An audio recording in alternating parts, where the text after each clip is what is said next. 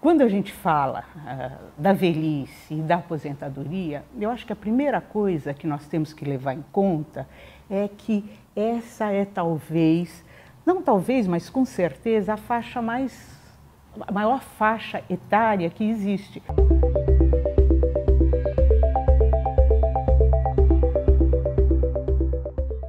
Porque se a gente pensar que no Brasil a velhice é considerada a partir dos 60 anos e as pessoas estão vivendo 80, então são 80 ou até mais, 90, então é um longo período, uma faixa etária onde a diversidade no interior dessa faixa é muito grande.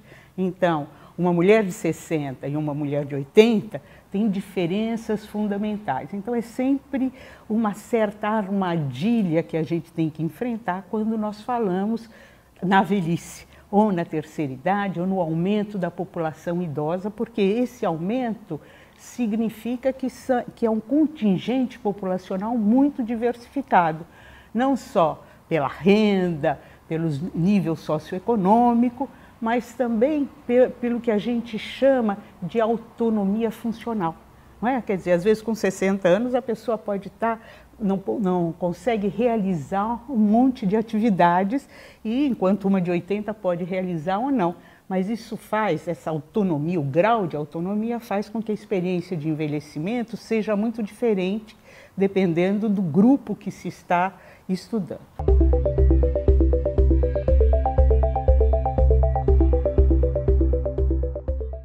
Agora, o que é novo? O que aconteceu nas últimas décadas que traz uma novidade?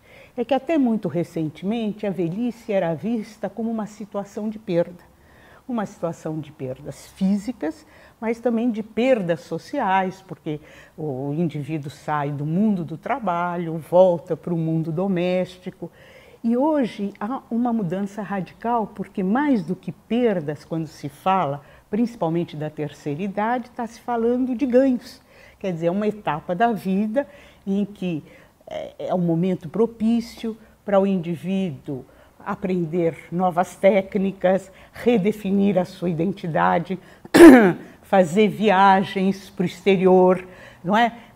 Curtir isso que a gente chama do lazer e outras atividades que, por causa do trabalho ou do cuidado dos filhos, os indivíduos não podiam realizar em outras etapas da vida.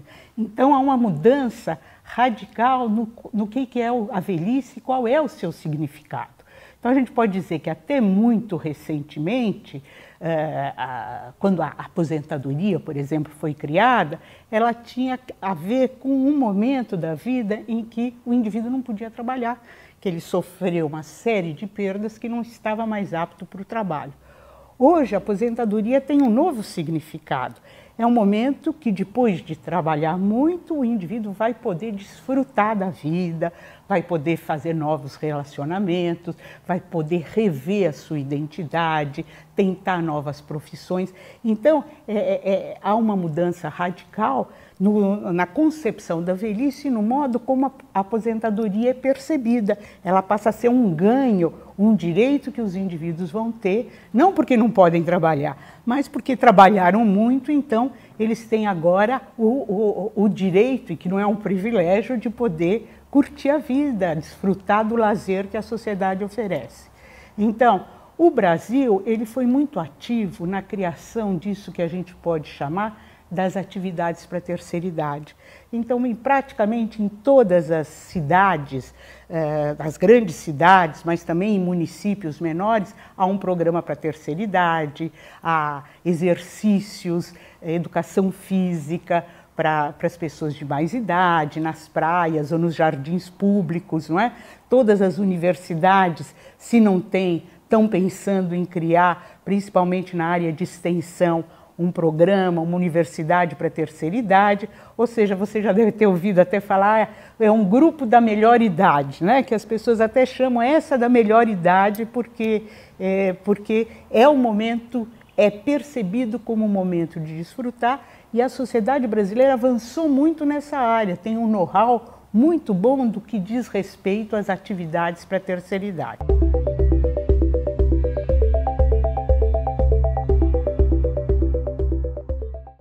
Em contrapartida, no que se refere à velhice avançada, que aí é onde há realmente perdas inegáveis e que é necessário cuidado, a velhice dependente propriamente dito, nesse ponto nós estamos totalmente atrasados, não é? Não há, né, tem situações que são alarmantes, que são deprimentes, de velhos que estão sendo abandonados, acionam o serviço público, acionam organizações do terceiro setor, mas não há um local para onde encaminhá-los. Então é uma situação extremamente dramática e nós não temos condições, o Brasil não está preparado e precisa se preparar para atender esse setor que é esse que envolve isso que a gente chama velhice avançada, ou a quarta idade, ou a quinta idade, que é onde os indivíduos necessitam de um cuidado especial e onde todas as realizações elas têm um custo muito mais alto, não é?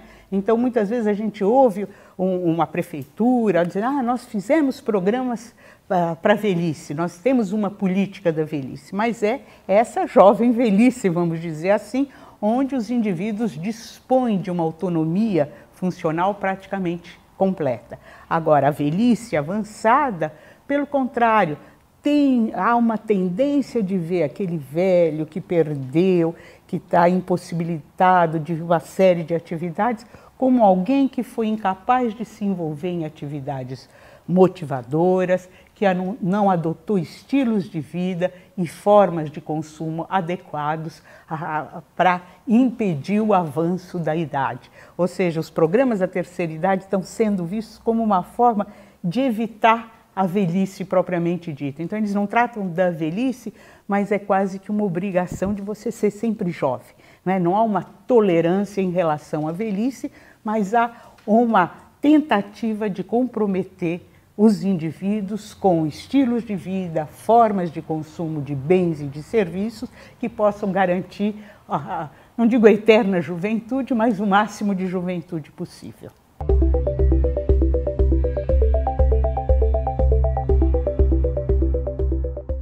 Essa situação, sem dúvida, cria um problema quando a gente pensa na aposentadoria, porque a aposentadoria, na realidade, é hoje vista como um direito, não é?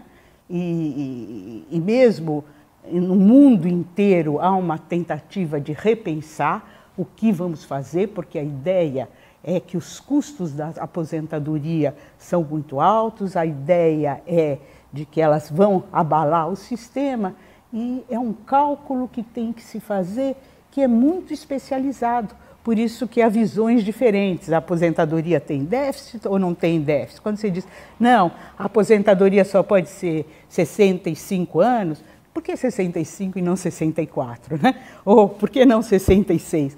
Então, são cálculos atuariais que são muito especializados e muito difíceis de tomar posições. Agora, o que é um fato é que mesmo os jovens, que se a gente for ver a questão do desemprego, envolve muito mais os setores mais jovens da população, que nem é desemprego, porque eles não conseguem nem o primeiro emprego, mas mesmo nesse grupo, a ideia é que a aposentadoria é um direito que deve ser mantido e um direito que deve ser garantido. Ou seja, há um consenso na sociedade que os mais velhos merecem esse direito que é tido como um direito fundamental.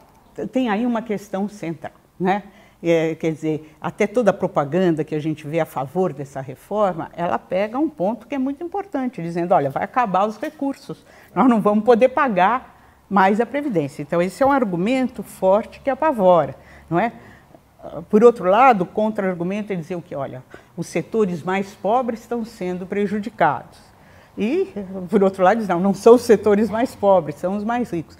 Ou seja, a aposentadoria, ao mesmo tempo que ela é vista como um direito, tem um certo mal-estar em relação a determinados setores da população que são pensados como tendo privilégios e não propriamente um direito, porque o valor da aposentadoria é muito grande.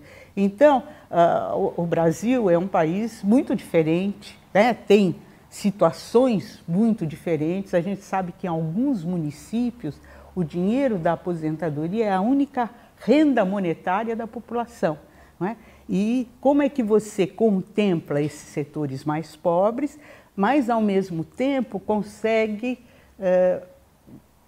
impedir, digamos assim, que a aposentadoria seja utilizada por privilegiados. Agora, de qualquer jeito, é uma discussão que a população inteira se envolve, mas é muito difícil você saber exatamente como os cálculos estão sendo feitos, né? Exige uma expertise muito aguda, muito acentuada, e ela é sempre objeto de discussão e de debates, não é? Então, a única coisa que a gente pode esperar é que, se tem que haver mudanças, elas sejam mudanças que possam levar uma sociedade mais igualitária, uma sociedade mais justa, não é? Então, a gente espera que os políticos possam chegar a certos consensos que não vejam esse crescimento da população idosa, que certamente é um ganho, como se fosse um risco, alguma coisa que vai levar a um debacle da sociedade como um todo, não é?